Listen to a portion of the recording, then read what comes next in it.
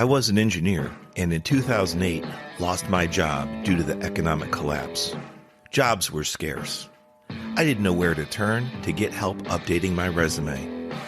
Online services and coaches charge hundreds, even thousands of dollars. I took matters into my own hands and learned how to craft interview-winning resumes. Shortly later, I landed a job with a Fortune 500 company. I've helped many achieve similar success. Now I share my tips to create interview-winning resumes, interviewing excellence, and high-performance growth strategies on my podcast, Career Growth Made Easy.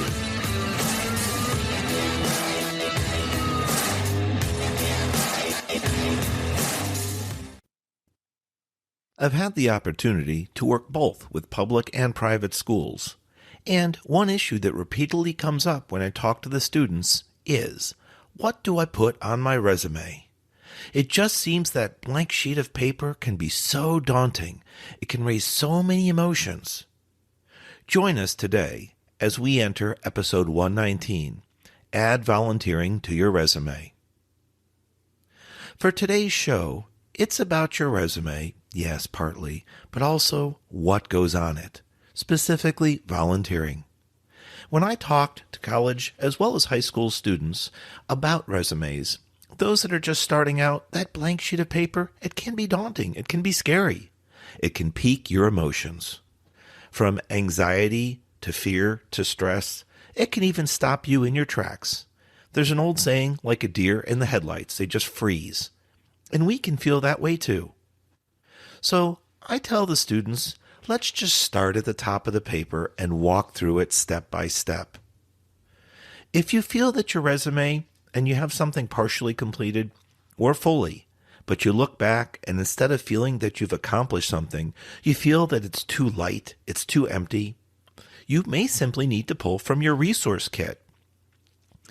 Now hold on, Craig. I've put all my time, sweat, and effort into this resume. I'm very proud of it, and you should be. Many people don't have a resume, or at least have a current one. And if you've listened to some of my earlier shows, my background, you'll know that's what happened to me. And I strongly suggest you always have a resume and keep it updated, at least within the last 6 to 12 months. You never know when something could happen. Company downsizing, a reduction in force, a reduction in hours, and you may need to call on that special document to help you get out of a job slump or reduced hours quickly. So, for anyone out there listening, find your resume. If you don't have one, I have a number of episodes on how to get it started. If you have one, but it's old and dusty like mine was, learn from my mistakes. Listen to some of those other episodes, dust off your resume, polish it up, and get something current. Whether it's on your birthday or a certain time of year, a holiday, maybe before you go on vacation each year, yay, let me update my resume. But knock it out. Do it as a treat. Get it off your mind so that you can enjoy your vacation, your special day. And then when you come back, it's ready to go and you have something that gives you peace and comfort. But back to today's show about volunteering and your resume. One area that you can add to your resume is the amount of effort, time, talent that you give to others. There's something that we use in ministry, and it's called the 3 T's. They stand for time, talent, and treasure. For example, last month it was a blessing to put in a lengthy day at the Florida Sheriff's Youth Ranch. This location was west of Tampa in a city called Safety Harbor. I do think they have about 7 locations in Central and North Florida. If you're living in Florida with me, take a look around and see where you could donate to the Florida Sheriff Youth Ranch. I was there with some work colleagues and some local utilities doing some light home repair, upkeep, painting, and even grounds beautification. If you're not handy mechanically, but if you can swing a paintbrush, if you can dust, if you can sweep, heck, just hosing down the house, getting rid of cobwebs, bugs, pressure washing, simple things like that, we need your help. They need your help. Please look into it. I've been speaking to the Florida Sheriff Youth Ranch Director, and it sounds like there might be an opportunity to have him on a future show. So this will give you the opportunity to learn more about this potential volunteering event. And it'll be a great time to hear about the passion, the story behind how they got started, and how many youth they've helped. Recently, through a recommendation of Michelle Stevens of WFTV Channel 9 News, I was connected to Misty Miato. You may not know Misty by name, but you may recognize her organization, FYOA. That's Foster Youth of America. Misty gives selflessly and organized this year's annual Elevation Conference. It was for foster kids that are aging out of the system. The goal was to give them a gentle helping hand, to give them the life skills they need so that they can interact and have a better chance in society. I'm going to work on getting Misty on the show. She's a passionate powerhouse for our foster youth, and over the weeks getting ready for that show, we've had a lengthy set of late-night calls planning together so that our team brought what was best to the table. Before going any further talking about this event, thank you, Michelle Stevens, very much for the connection and the recommendation to support. It was an absolute blast being there and being one of the motivational kickoff speakers. Also, at our Career Growth Made Easy coaching table, we were able to see the light bulb come on for so many of the kids that we helped on topics such as self-growth and career guidance. A huge shout out to my daughter Madison, my digital manager. When she heard about the opportunity to volunteer, she was excited to give back to our youth as well. She was all in. She's a recent graduate from the University of Central Florida, so close in age to some of these youth that we helped that day. She was able to complement my seasoned experience and connect with the foster youth in a different way, on a different level. The bottom line, though, you don't need to give up weeks of your time to help out. You can donate from one of your 3 T buckets. Your 3 T buckets, what are those again? Time, talent, and treasure. If it's time or talent, we could only be talking hours. It can be hours in a week, a month, or even a year. Every hour that you give equates to time well spent giving back to our brothers and sisters in our community, giving back and making a positive impact. Now you might say, Craig, whoa, I'm really busy, or Craig, I don't have much time to do things personally. Hey, if you've listened to recent shows, I get it. I've been there, done that. Try holding down a full-time job, running a business, as well as volunteering in the community. But this episode is not about me. It's about you and where you can stand out, where you can help and give a helping hand. That time, where could it come from? Tell you what, do you have a particular skill, a hobby? Is there something that you're really good at? Something that you're good at growing? You're a gardener. You're really great at painting, interior, exterior. We have a neighbor down the street that is incredibly gifted with woodworking in their hands, and they make custom skateboards. I can't wait to go down and see his shop. He's invited me recently, and I'm looking forward to doing that. So, Guillaume, I'll be coming down shortly if you're listening. But the bottom line, we could all have different skills, different passions, different abilities. Sometimes we overlook things that we're really good at. Oh, this person's really good at singing. Oh, this person's really great on musical instruments. Oh, you know what? You're never short of a joke when I need one to make me smile. Little things like comedy, storytelling, they can absolutely be used in our hospitals, in our urgent care facilities, in our foster youth homes or foster youth events, I imagine. It could be used for good, to uplift, to tell stories, to bring positivity into the world. So regardless of what your skill or hobby is, think about using it in different aspects and putting it to work volunteering. Now, maybe you don't have a particular skill or hobby. Okay, you've come up dry there. No problem. What about your education? Do you have anything particular, anything specific that you've been studying that you have a passion about? Does your education bring something special to the table that can help others? If you don't have formal education through your schooling system, what about trainings? Do you have any special trainings you've been to? Maybe you've been to particular facilities or camps to enlighten or grow a particular interest you had. Are you going after a certain permit? Are you trying to do something to get you out into the job force and gain a certain skill set with your hands? Plumbing, electrical, carpentry, roofing, I don't know what it would be, general handyman.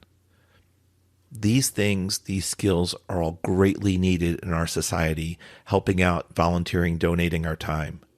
Maybe you're at a point where you're not really wanting to use your hands and go out in public and do things. There are still plenty of virtual opportunities available. You could coach online. You could teach others how to do some of these trade skills. I'm sure schools, the Foster Youth of America, the Florida Sheriff's Youth Ranch, they'd be willing to work with you in one way or another to get the word out, the message, give hope, give inspiration, and maybe bring a skill set to the table that others can't or are limited on. And finally, do you speak multiple languages? Maybe you've just accepted that as who you are. But you know what? That can be seen as gifts also, and you can use that to interpret and to help others. You never know what different types of people you're going to run into, what kind of languages they speak. Maybe there'll need to be some type of translation situation come up, and there could be a barrier to that, and you could share your time. If you know a particular language that is less spoken, reach out and see who might be able to use that, and if you could donate your time in person, in group settings, even virtually. It's a special way of giving back when you have a gift that limited people do, or limited knowledge or exposure because you grew up in a different part of the world, a different part of the country, and you might be able to give back in that unique way. Turn what you think might be a limited application into a gift that can grow. It can be watered, the seed can be planted, and it can grow and help others. Both of my daughters, for example, are pretty strong with ASL, or American Sign Language. My youngest daughter is studying American Sign Language interpretation in college. She's really good at it after gaining 4 years of knowledge and practical application in her high school. So, it doesn't even have to be spoken word to get your mind thinking differently. It can be the use of your hands interpreting American Sign Language, for example. Back to today's topic to make sure we covered it and gave you some food for thought. Add volunteering to your resume. No, the intent is not to go out and do it so that you can add it to your resume. The intent is to get you thinking, where have you helped out? Where have you donated any of your 3 T's, your time, talent, or treasure? And where might you consider donating in the future? So, when today's episode releases, you have the opportunity to make a decision right here and now. Will you go about looking at the local schools, colleges, churches, check in maybe with the library, look into some nonprofits, and see if there's some areas that could use help and where you could start nearly immediately? Again, if you're still not comfortable going out and there's that virtual sense of comfort for you, plenty of opportunities. I just had a virtual meeting the other day with one of the high schools that I'm involved with volunteering at, and it was just as effective. If you're comfortable, throw on your camera, blur your background, get to it. If you don't want to, we had a lot of people just dial in with audio. Not a problem. It was the ability to use our networks and connections to brainstorm together. And then, in fact, in this most recent discussion, when one topic was brought up, one area that the school needed help with, after I had given a response, somebody else chimed in off of that, and we grew the conversation. It turns out that although we here at Career Growth Made Easy were willing to help in this situation, there was someone that was had a better schedule arrangement that could do the support and had the abilities that we did in a certain area to help as well. Because in the end, it's not a competition when you volunteer. It's not a competition when you donate your time. In the end, it's about what's inside you, your heart, your passion, helping others, keeping the end goal in mind. In this case, it was helping the students at a local high school, a magnet school, helping them prepare for society, getting out there. Their next steps may be higher education, 2-year college, 4-year college, a trade school, to earn something like plumbing, electrical, roofing, a skill like that. Or it could be that they are simply looking to go out straight into the job force and they're feeling that college or secondary education is not right for them. Not a problem. We want to help our youth be ready for the next steps. A big problem that we're seeing is that because of COVID and a lot of people being homebound and then virtually trained, virtually taught, virtually schooled, that there's not that ability to kick right back in and go back to having one-to-one conversations, being in person, being strongly communicating. That's not there anymore. I've talked to a number of schools, even some of the board members, and they have shared this has been one of the more difficult years because their kids are going out and not having the skill sets to communicate. They're going out with great ideas and big open eyes, and they're having some struggles and challenges. We each can make a change today by donating and volunteering some of our 3 T's. Please consider that, and also, with what you have done, don't be embarrassed. Be proud of what you've done. Even if it's only been a few minutes, a few hours, a day, a week, a month, a year, it can go on your resume for the right reasons. Now, in closing, I thank you for being on to the end of the show. In closing, when you apply for certain jobs, you may have multiple areas of expertise. You may have multiple areas of volunteering experience.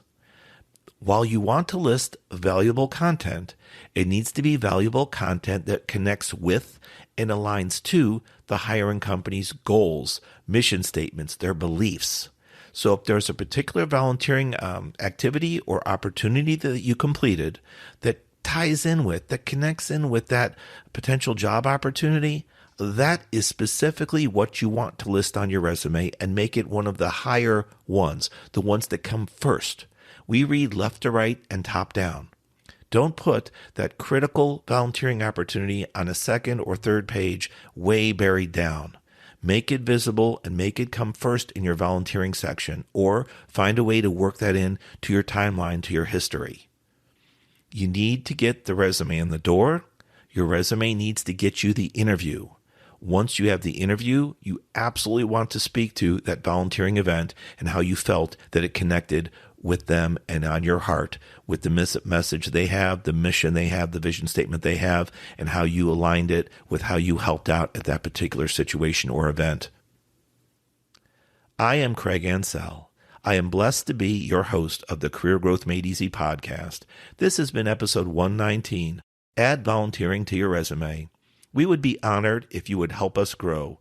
You can do that 2 ways. 1, subscribe on our podcast or YouTube channel. And 2, please share our content with at least one friend, one colleague, family member, coworker, please. We are wanting to grow. The podcast is completely free. The more people we can help, the greater we can make an impact in the world.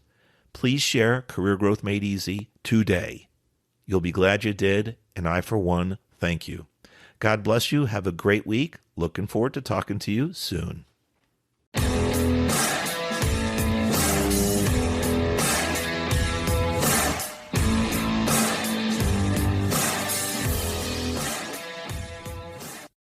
Thanks for watching. If you've enjoyed this episode, be sure to subscribe to our channel. New episodes every Monday. In the meantime, why don't you follow us on social media at Craig Ansell on Facebook, LinkedIn, and Instagram. To book a coaching appointment, download our free guides, or join our email list, check out the links in the description below.